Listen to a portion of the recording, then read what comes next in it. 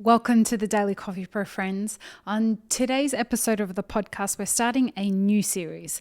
This is a series on having your own online store. So the idea is, what's involved in selling your coffee product online? So we'll be doing a 5-part series, and today we'll talk about the basics of selling your coffee online, and then we'll look at all the different things that you'll need in order to sell your coffee online. And we'll go through in detail all the different assets that you'll need, whether they're digital assets or not. Then on Wednesday, we will talk about the specifics of what digital assets are and why they're valuable to you and how you should approach that. Then on the 4th episode, we'll talk about a sales funnel and talk about what that is. And then on the 5th episode of the 5-part series, we will talk about analytics. So when you look at your social media and you see that insights button, that's an analytics. But also you've got your website and you've got all that other groovy stuff that you need to look at. So we'll be looking at all of that this week. Something that I do want to announce, I have a couple of announcements today. But before we do those announcements, I want to say a huge, big, massive thank you to DMAC Restorations and the guys that came and fixed the mess that we had flooding in the studio here. So thank you to Ryan and all the guys and Dan and all the guys from DMAC Restorations. You guys are brilliant. I can't wait to send you guys some elixir. But the other announcements that we have, first of all, regarding coronavirus. If you haven't read the article on our blog, the blog post that we released, please go check it out at mapperforward.org/blog. It is an article about how to prepare for the disruption that may be caused by the coronavirus outbreak. I am not too worried about the coronavirus outbreak per se. I am more concerned about making sure that you're prepared for the disruption that will be caused to that. The disruption to your business, the disruption to your career, the disruption to the supply chain. So all of that needs to be considered. And if you're not thinking about it, that article is great to get you in the right mindset for that. Remember, don't put this off, because by virtue of definition, to prepare for something, you have to do it before it happens. Once the thing happens, you can't prepare for it. You'll be reacting to it in real time. The idea of being prepared means that you've thought this stuff out, and when it's go time, you already have a plan and you're executing on the strategy of that plan. So mapperforward.org/blog. The next thing I need to tell you about, our leadership workshop that's happening a week from today on March 9th at Coffee Fest in New York. As per today's the live broadcast of this, Coffee Fest is still going ahead in New York. I will be there. Now, if for some reason you're coming to that workshop and Coffee Fest has to be cancelled, we're going to do everything that we can to make sure that happens as a virtual workshop. The same thing will be happening when we announce our satellite workshops that are happening in Portland. So once we do announce, if that event doesn't go ahead in person, we will be doing the classes virtually. So there won't be any disruption there. Okay, so now on to today's episode of the podcast, which is the basics of selling online. This is a fun subject for me because I have a real fascination with how to grow an online business. It's something I have been working on for probably the last decade, when I became a music artist and releasing my albums online and had a record label where I had 3 other artists. And then that came into my business with Elixir, where we were about to do some really interesting, different stuff. We're going to be looking at using AI to help us sell there, but we're still in the research stages of that.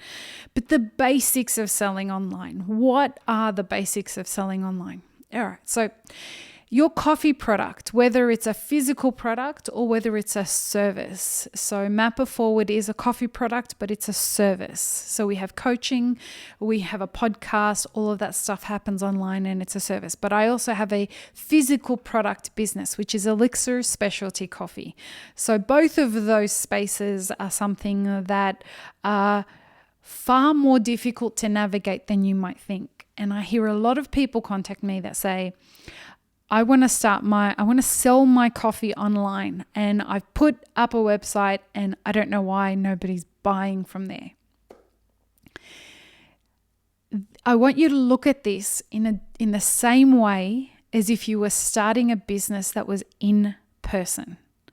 Now, if you had a brick and mortar store, the same situation happens there as happens with this. People contact me and say, but I opened my cafe, I started my roastery, I can't get any customers. Where are all these customers? If I don't start generating more revenue, I'm going to go under. The exact same thing is in place for your online store. So I want you to think about it in this way. If you had a brick and mortar store and it was in a mall, if it was in a mall, you could count on the foot traffic from the mall to bring customers to you. But if you took that brick and mortar store, cafe, whatever, and you put it out in the middle of the desert or in the middle of a rural town where there was no foot traffic and you were doing no marketing to bring anyone to your store, no one would ever see it if it was out in the middle of the desert because there's no natural foot traffic. It's why it costs so much money to have a brick and mortar store in a mall. It's because it comes with guaranteed business. You need to think of your online store the same way. And so how are you going to, first of all, set up your online store? And second of all, how are you going to bring people to that store? And tomorrow when we go through in detail of what you'll need, that's the kind of thing that we're going to be dissecting. What do you need to set up an online store? And how are you going to bring people to that store? So what do you need to bring people to that store?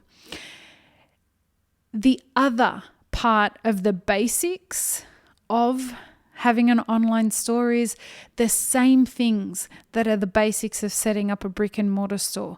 You need to understand, what is your brand? You remember, go back to the series we had on your coffee brand, because we were talking about the analogy of the garden where you had the seed, which was the concept. And then you took that seed and you created a brand from that, and you created a culture, and you created the different things that you need to cultivate what it is that you're looking at growing. An online store is exactly the same.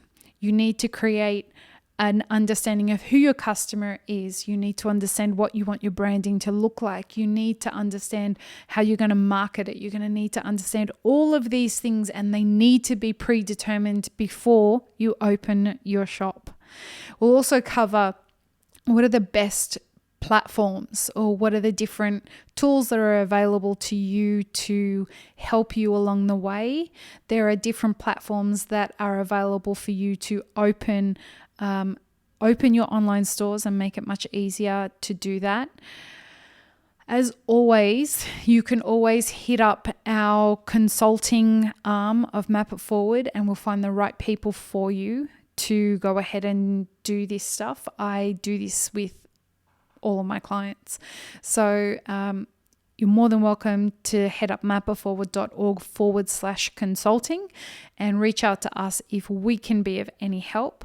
We don't tend to like to live in the ages of let's just do things the way everybody else does everything. That's not the way I do things. It's not the way this brand is set up. We want to look at what are some ways that we can help you innovate in what you're doing so that if the pack and the herd are going one way, you're going the other way. And when you're running the other way than the way everybody else is going, you're likely to see opportunities that other people are not looking at. And that's why we take that strategy with everything.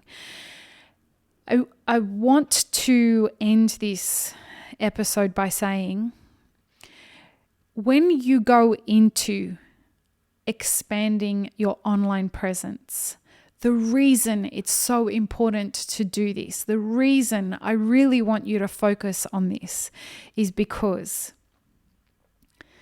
the future is shifting. We are faced right now with a coronavirus situation that if you have a brick and mortar store may very well shut down. Who knows if this is going to eventuate, but it may shut down parts of your local area and your customers may not be able to come into your store. If you have an alternative revenue stream, and yes, there is alternative revenue streams for an online store available for a cafe. If you have these alternative revenue streams, they may be what keeps you afloat as a business if you are unable to make all of the revenue that you need to pay or to keep your cash flow positive. For anyone wondering what will happen, I called my insurance broker on last Friday to find out what would happen if we had our events cancelled, what would happen if we lost revenue because of business related to coronavirus, etc., etc. And their advice to me, in no uncertain terms, is coronavirus is not covered.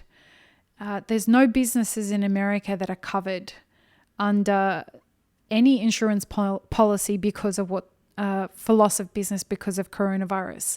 This is not something that's insurable. So that needs to be something that you are aware of, because if you lose business because of this, it's not something that your insurance will cover from what I have been advised. And that's not legal advice or insurance advice or anything like that. I'm just passing on the advice that I was given.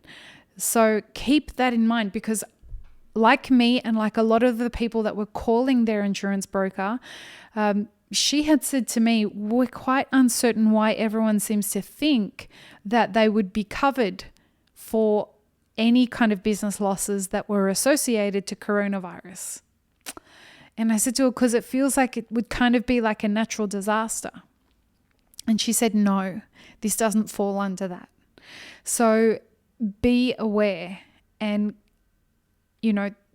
this may not be something that's like a flash in the pan. This is going to be done anytime quickly. So consider how you can add an online element to your business if you don't already have one, and that can perhaps grow into an alternative revenue stream for you as the world changes, as it becomes more automated, as it becomes something that face-to-face contact isn't something that people necessarily want. They perhaps do like the convenience of shopping online. And we will cover the specifics of what you'll need to do that in tomorrow's episode. Peace, love, and peanut butter, friends. Have an amazing rest of your day.